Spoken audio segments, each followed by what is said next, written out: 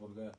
Aka maydachi deb so'ramadim. 28 ming top. O'zi seni Instagramda ya kalaga 62, 63 deb aytganingga Aka- 58 deganingga. Aka mal var. 55 ming so'mdan ham mal var. 55 ming so'mdan hamda mal 62-63 ming so'mlik mallar boshqacha.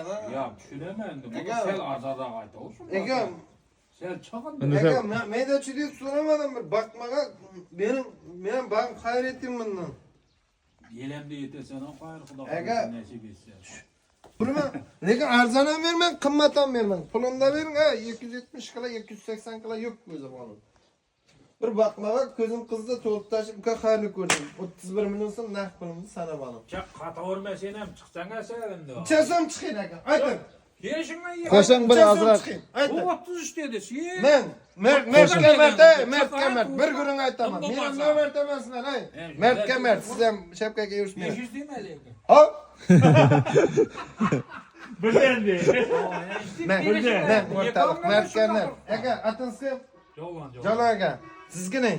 Hadi. Aybek aka, sizlar ikkovsizlar, men 100 barim 500 qo'shdim. Razimisiz 31,5 million, ay.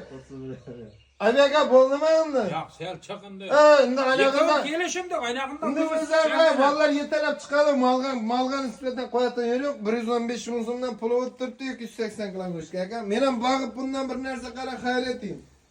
Sanima, so'rab ketchaq emasman. To'lib tashib uka xayrni ko'rding, oldim men. Bering. Aka 500 Aybek ming aka. so'mni aytmang, ko'ningiz 32 o'tiribdi. Men 32 ming so'm olib tushasiz, bunga beraman, bunga beraman. Olsa yekovun ham. 300 ming so'm qayting oldim. Pekasdan bu. Yaxshi, men 200 ming so'm. Qayting ayb 200 ming mashina puli. 1,5 kilo go'sht puli. Jon aka, 7 kilo go'sht kilo skidga berib turibdi. 1 million so'm qaytib turibdi. Ya al qo'y. 100 ming qayt. Zaman qolaman 100 ming so'm. 32 Xizmat million. o'zi qaytib beradi. Bir adam 32 million. Razimisiz? Bo'ldi. Endi aytsam.